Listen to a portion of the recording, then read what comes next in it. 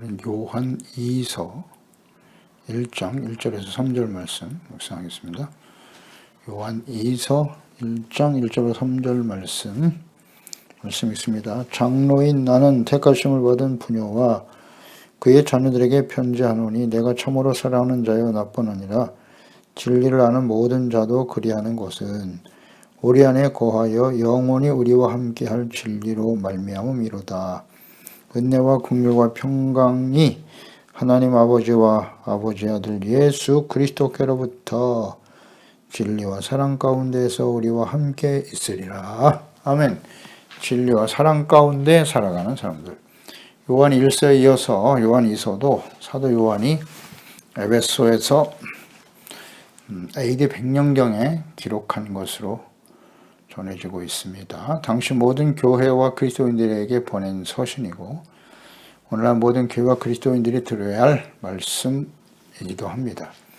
기록 동기와 목적은 요한 1서가 적그리스도와 이단을 경계하면서 예수께서 하나님의 아들이심을 믿는 자들에게 하나님께 속한 자들에게 주시는 영생이 주어졌다. 이것을 깨닫게 하는 것이고요. 하나님의 영에 속한 자들과 악한 자에게 속한 영들을 잘 분별하도록 하기 위해서 기록하였습니다. 요한이서는 좀 더 깊이 있게 적그리스도와 이단들을 가까이 하지 말고 상대도 하지 말라라고 가르치고 있죠. 악한 자들을 분별하고 그들과 인사조차도 하지 말라 이렇게 말씀하고 있습니다. 이것은 곧 악은 사소한 것이라도 가까이 하지 말라는 뜻이겠죠. 과거 이스라엘 백성들이 애굽에서 나와 약속의 땅 가나안 땅에 들어가기 전에 하나님께서 가나안에 살고 있는 족속들과 가까이 하지 말라고 경고하셨고요. 그들을 모두 멸절시켜라 명하신 것과 그 뜻이 같다고 볼 수 있겠습니다. 복음이 확산되고 있던 초대교회에 적그리스도와 거짓 교사와 이단들이 성행하였고 모든 시대에 계속되어 왔습니다. 천국 복음이 모든 민족과 온 세상에 전파되어 주님 오실 날이 임박한 오늘날은 그 어느 시대보다도 적그리스도와 이단과 거짓 목자들이 기승을 부리고 있는 것입니다. 우리가 또 직접 경험하고 목도하고 있는 바이고요. 예수님 안에서 서로 사랑하고 진리 안에서 살아가며 거짓을 분별하고 이기는 자들이 되어야 합니다. 이어서 1절 말씀에 보면 장로인 나는 택하심을 받은 부녀와 그의 자녀들에게 편지한다. 내가 참으로 사랑하는 자여 나뿐만 아니라 진리를 아는 모든 자도 그리하는 것은 사도 요한은 자기 자신을 장로다라고 이렇게 부르고 있네요. 장로다. 장로는 나이가 많아서 존경받는 자라는 의미를 가지고 있고요. 또 민족이나 혹은 지파의 지도자. 구약 시대에 보면 출애굽기 12장 21절에 보면 모세가 이스라엘 모든 장로들을 불러서 그들에게 이르되 너희는 나가서 너희 가족대로 어린 양을 택하여 6월절 어린 양을 잡아라 라는 말씀이 나오죠. 이스라엘 모든 장로들 각 지파를 대표하는 지도자들이다. 장로들은 이렇게 나이가 많고 존경을 받고 백성들을 인도해야 될 가르치고 인도하는 직임을 맡은 자다 이렇게 볼 수 있어요. 신약 시대에는 대제사장들과 이스라엘 백성들 그들을 가르치고 재판하는 지도자로 세워진 사람들이 바로 장로들이었어요. 마가복음 15장 1절에 보면 새벽에 대제사장들이 즉시 장로들과 서기관들 곧 온 공회와 더불어 의논하고 예수를 결박하여 끌고 가서 빌라도에게 넘겨주었다라는 말씀이 나오죠. 대제사장, 서기관 그리고 장로들이 공회의 회원들이었다. 공회원들이었음을 알 수 있죠. 그러니까 초대교회에서는 주로 이 장로가 교회 중심이 되는 지도자였습니다. 그래서 말씀을 가르치는 종들이기도 했고요. 그래서 사도행전 15장 2절에 보면 바울 및 바나바와 그들 사이에 적지 아니한 다툼과 변론이 일어난지라 형제들이 이 문제에 대해 바울과 바나바와 및 그 중에 몇 사람을 예루살렘에 있는 사도와 장로들에게 보내기로 작정했다. 이방인들이 예수 그리스도를 믿고 구원받아 하나님의 자녀가 되는, 유대인과 이방인들이 함께 모여서 성전에서 회당에서 예배드리고 주님을 섬기는 일, 이런 이방인에게 부흥이 일어나자 예루살렘 교회에 문제가 있었습니다. 예루살렘 교회에서는 이방인들이 예수 믿고 구원받아 하나님의 자녀와 백성이 된다라는 걸 받아들이고 싶지 않았죠. 그래서 예수 그리스도를 믿고 구원받았다 할지라도 할례를 받아야 된다. 그러면서 이제 할례와 율법을 강조하죠. 이에 대해서 이의를 제기하기 위해 사도 바울과 바나바가 예루살렘 사도들과 장로들을 찾아가는 그런 장면이죠. 그 당시에 장로들, 사도들, 이들은 이제 초대교회의 가장 핵심적이고 중심적인 지도자들이었다는 것을 알 수가 있어요. 그래서 이 장로라는 이 표현, 나이가 좀 있기도 했을 거고, 이 말씀을 기록하고 증거할 때는 사도 요한도 나이가 있었을 거란 말이죠. 그래서 장로라는 말을 사용한 것 같아요. 사도 베드로 역시 자신을 장로라고 부르기도 했죠. 베드로전서 5장 1절에서 보았는데요. 너희 중 장로들에게 권하노니 나는 함께 장로된 자요 그리스도의 고난의 증인이요 나타날 영광에 참여할 자니라 라고 증거하고 있죠. 베드로 역시도 장로다. 초대교회 중요한 역할을 했던 사람이죠. 사도들이.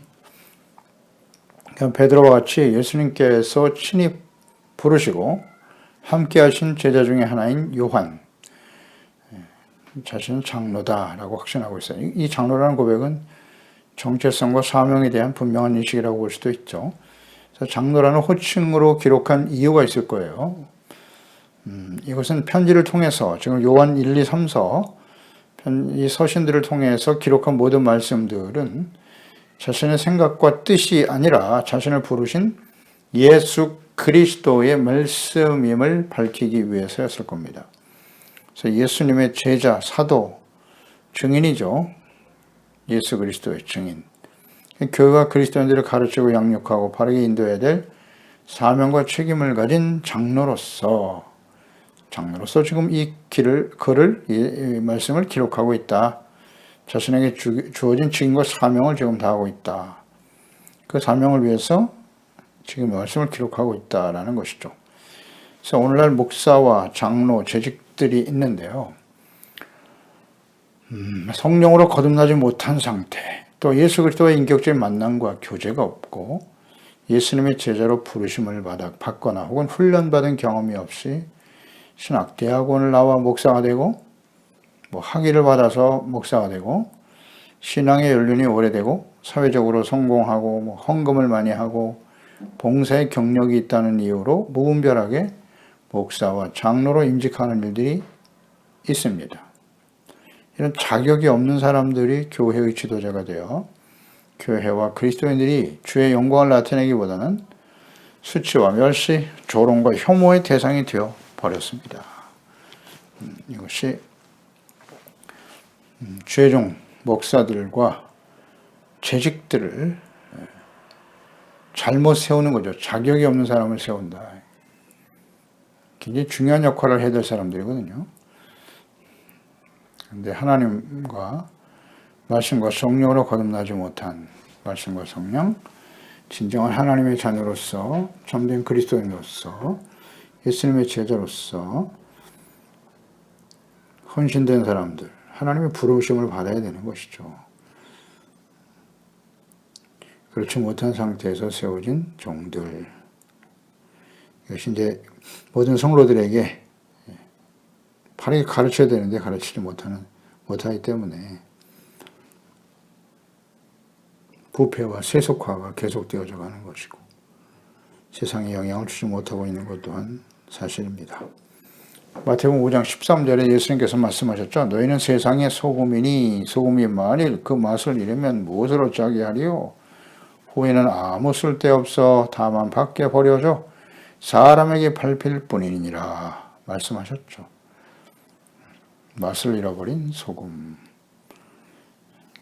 장로, 주의 종, 재직들, 우리가 소금의 역할을 잘 감당하고 있는지 늘 하나님과 말씀 앞에서 우리 자신을 살펴야 할 것입니다. 요한이서의 수신자 누구에게 이 편지를 보내고 있는가? 택하심을 받은 부녀와 그의 자녀들에게 편지하노니 내가 참으로 사랑하는 자요 나뿐만 아니라 진리라는 모든 자, 이런 말씀하셨네요. 이 택하심을 받은 부녀와 그의 자녀들, 자, 이들은 개인적인 어떤 특정한 대상이기보다는 진리이신 예수 그리스도를 믿고 구원받은 모든 시대의 교회와 하나님의 자녀인 그리스도인들에게 보내는 말씀이라고 볼 수 있습니다. 그래서 진리는 하나님의 말씀이죠. 그리고 말씀이 육신이 되어 찾아오신 예수 그리스도가 바로 진리이십니다. 사도 요한이 참으로 사랑하는 자, 진리를 알고 믿는 자들은 모두 하나님의 자녀들이기 때문에 서로를 사랑하고 귀하게 여겨야만 합니다.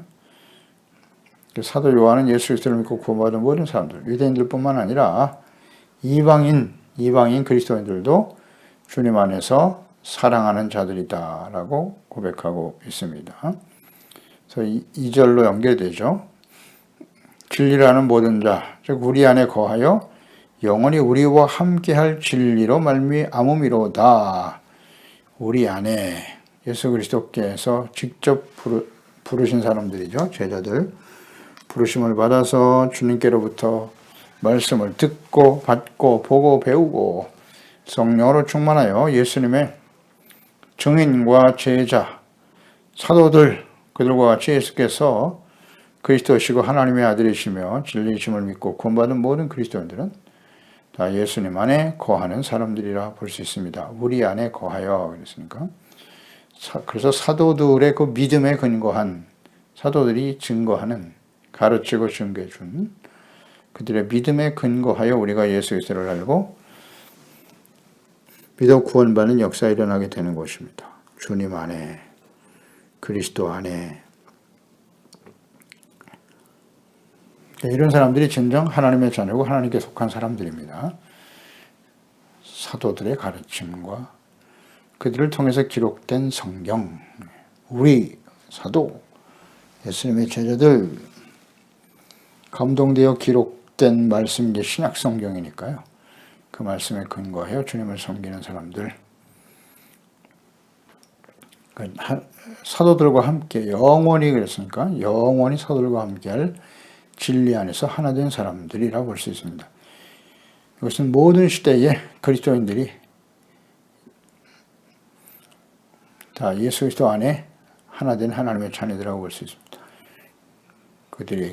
그들이 들어야 할 말씀이다. 영원한 진리이신 예수 그리스도. 진리는 예수 그리스도이십니다. 요한복음 1장 14절에 말씀이 육신이 되어 우리 가운데 거하심에 우리가 그의 영광을 보니 아버지의 독생자의 영광이요 은혜와 진리가 충만하다 그랬고요. 요한복음 14장 6절이죠. 예수님이 친히 말씀하시기를 예수께서 이르시되 내가 곧 길이요 진리요 생명인 나로 말미암지 않고는 아버지께로 올 자가 없느니라. 예수님이 길이고 진리고 생명이세요. 이것을 온전히 믿고 따르는 사람들이 하나님 아버지께로 가게 된다. 하나님의 자녀가 되고 영원한 하나님의 나라에 서게 된다는 말씀이죠. 예수 그리스도가 진리예요. 그 진리이신 예수님을 믿을 때 우리는 죄사함받고 의롭다함을 얻고 구원받아 하나님의 자녀가 되고 영원한 생명을 얻게 되고 하나님의 나라를 유업으로 받게 되는 것입니다. 더 나아가서 하나님의 말씀이 진리죠. 말씀이 육신이 되어 찾아오신 예수께서 진리이시고 근본적으로 하나님의 말씀이 진리죠. 시편 119편 160절 주의 말씀의 강령은 진리이오니 주의 의로운 모든 규례들은 영원하리이다. 주님의 말씀, 강령, 진리의 영원하신 말씀이라는 거예요. 진리는 영원히 변하지 않는 것이죠. 잠언서 22장 17절 이하에도 너는 귀를 기울여 지혜 있는 자의 말씀을 들어라. 내 지식의 마음을 들자라. 이것을 내 속에 보존하며 내 입술을 위해 함께 있게 함이 아름다우니라. 내가 너에게 여호와를 의뢰하게 하려 하여 이것을 오늘 특별히 내게 알게 하였노니 내가 모략과 지식의 아름다운 것을 너를 위해 기록하여 내가 진리의 확실한 말씀을 깨닫게 하며 진리의 확실한 말씀 또 너를 보내는 자에게 진리의 말씀으로 화답하게 하려 함이 아니냐. 하나님의 말씀이 진리다. 진리의 확실한 말씀을 깨닫게 하시기 위해서 모략과 지식이 아름다운 것이다. 하나님을 의뢰하게 하여 이것을 알게 하였다라고 증거하고 있죠. 요한복음 17장 17절이에요. 그들을 진리로 거룩하게 앞서서 아버지의 말씀은 진리니이다. 하나님 아버지의 말씀은 진리입니다. 그 진리의 말씀대로 예수께서 사람의 몸을 가지고 이 땅에 오셨고 십자가에서 대속의 은혜로 말미암아 자신의 몸을 화목제물로 주심으로써 모든 사람들이 예수 그리스도 안에서 죄사함 받고 용서받고 의롭다므로도 그 사랑과 진리 안에서 하나님 아버지와 자녀가 되게 하시는 놀라운 은혜죠. 따라서 그 진리와 사랑 안에 있는 모든 하나님의 자녀들은 하나님의 가족들이고 형제 자매들이다. 그래서 진실한 사랑을 나누는 것이 필요하다. 지금 그들에게 주님의 진리와 사랑 안에 있는 자들에게 이 말씀을 지금 전하고 있는 것입니다. 그러니까 이 성경 말씀은 진리의 말씀인데 하나님의 말씀이지요. 그래서 예수 그리스도 안에서 주시는 하나님의 이 모든 말씀이 진리임을 믿고 그 말씀을 지켜 순종하는 그래서 주님의 사랑 안에 거하는 사람들 그들이 진정 하나님이 거듭나게 하신 하나님의 자녀들인 거죠. 진리와 사랑 안에 있는 사람들 예수 그리스도와 하나님의 말씀 안에 살아가는 사람들 그런 사람들은 서로 진실한 마음으로 사랑하고 서로를 귀하게 여기며 주를 섬기게 되는 것입니다. 그러한 진리와 사랑 안에 거하는 하나님의 자녀들에게 주시는 복, 3절이죠. 연결되어서 묵상할 수 있는데요. 은혜와 긍휼과 평강이 하나님 아버지와 아들 예수 그리스도께로부터 진리와 사랑 가운데서 우리와 함께 있으리라 이런 말씀하셨네요. 영원한 진리이시며 말씀이 육신이 되어 찾아오신 하나님의 아들 예수 그리스도 안에 그 말씀을 진리로 믿고 살아가는 하나님의 자녀들에게 주시는 은혜와 긍휼과 평강이에요. 은혜, 긍휼, 평강. 긍휼. 은혜와 긍휼은 어떤 은혜입니까? 죄로 말미암아 사망에 처해 있던 사람들에게 죄사함 받고 의롭다함을 얻어 하나님의 자녀가 되는 은혜. 죄사함, 의롭다함, 구원과 영생이죠. 이것은 하나님의 절대적인 은혜로 되어진 것입니다. 그리고 그 근본적으로 우리를 긍휼히 여기시는 하나님의 사랑이 있기 때문이죠.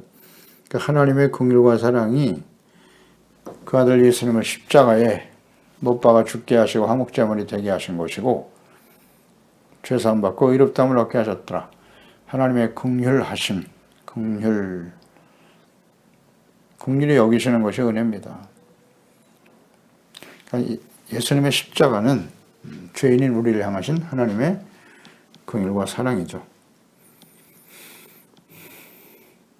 의롭다함을 얻어 하나님 앞에 담대하게 설 수 있는 은혜를 베푸셨다. 그 결과가 바로 평강이죠.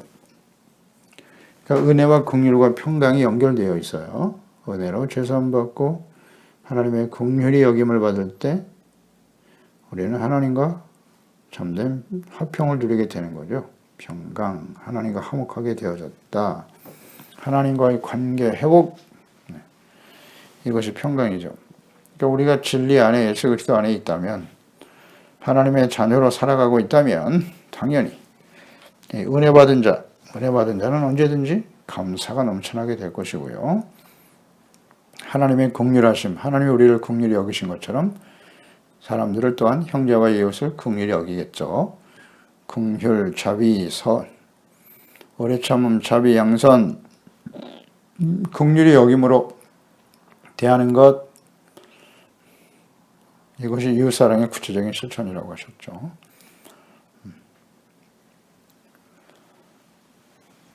긍휼히 여기는 자가 되는 거고 결과 이제 평강이 찾아오게 되는 것이죠.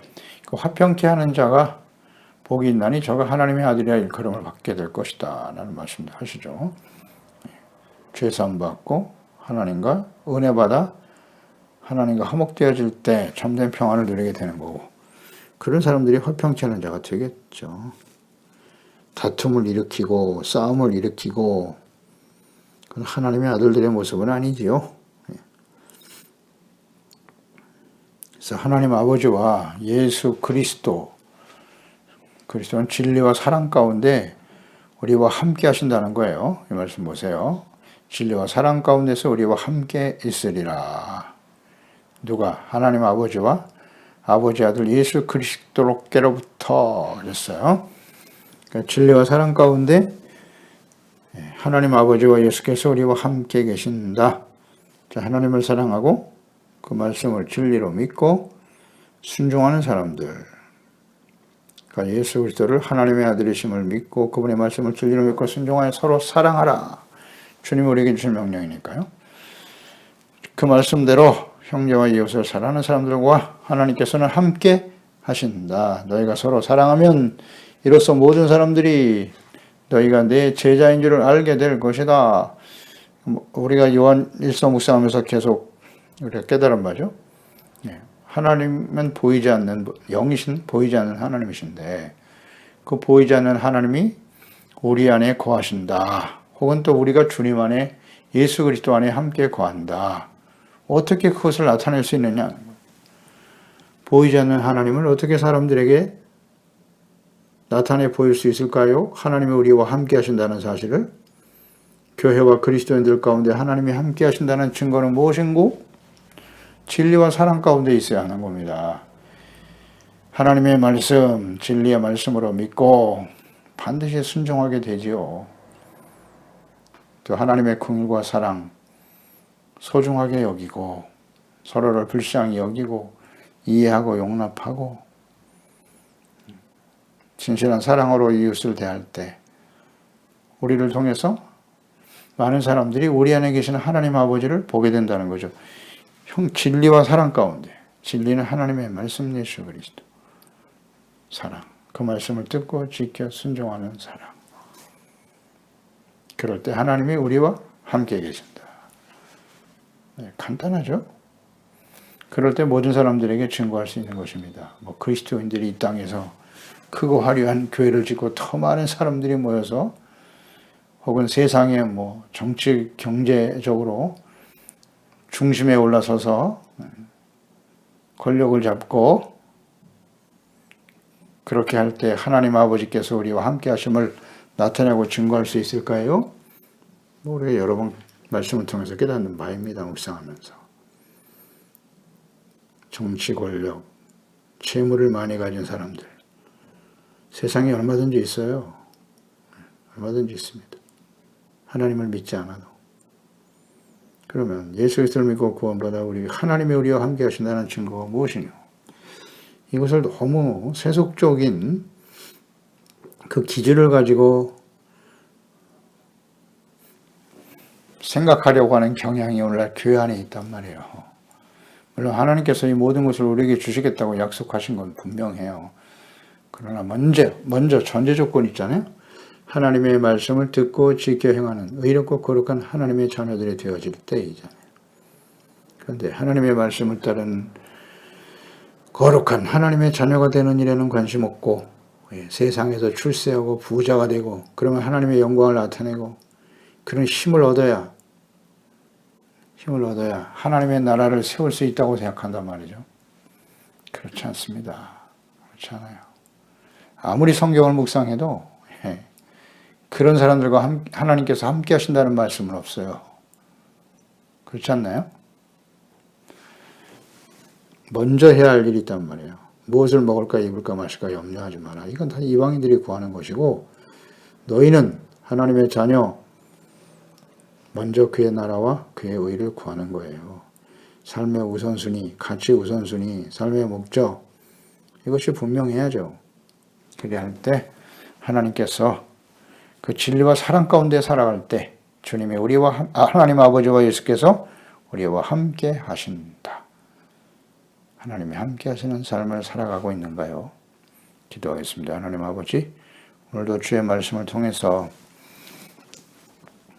예수 그리스도 안에서 우리가 구원을 받아 은혜로 또 하나님의 긍휼과 자비와 사랑, 그 진리 가운데 진리가 되신 예수 그리스도 안에서 우리를 하나님의 자녀되게 하시는 놀라운 은혜를 누리며 살아갈 수 있게 해주시니 감사합니다.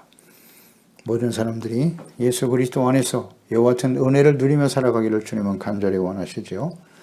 예수님 안에 은혜로 또 자비와 긍휼을 구원받은 저희들은 하나님의 소중한 자녀들인 만큼 서로를 귀하게 여기고 진실한 마음으로 사랑하며 함께 우리가 주님을 섬기며 나갈 때 하나님 아버지와 예수 그리스도께서 우리와 함께 계시고 자연스럽게 우리의 삶을 통해서 많은 사람들이 살아계신 하나님과 그리스도를 알 수 있고 구원에 이룰 수 있지 않겠습니까? 주여, 오늘 진리가 되시는 예수 그리스도 하나님의 말씀을 소중하게 여기고 잘 지켜 순종하는 하나님 사랑, 이웃 사랑의 구체적인 실천을 통해서 주님이 우리를 사랑하신 같이 서로 사랑하라고 하신 이 말씀, 참된 평강을 우리가 누리고 또 화평케 하는 자가 되게 하시고 화목케 하는 직책을 잘 감당하는 저희들이 되게 하실 때 하나님께서 주어진 우리 인생 속에 전능하신 하나님이 놀라우신 능력으로 주님의 크고 영화로우신 하나님의 그 사랑과 은혜로 우리 가운데 임하여 주시지 않겠습니까? 그럴 때 우리는 이 땅에 살아가는 동안 빛과 소금으로서 많은 사람들을 생명과 구원의 길로 인도할 수 있을 것입니다. 이에 대한 분명 확신과 믿음을 가지고 진리와 사랑 가운데 승리하며 나아갈 수 있는 우리 모든 지체가족들 자녀들이 다 되게 하여 주시옵소서. 예수님의 이름으로 기도드리옵나이다.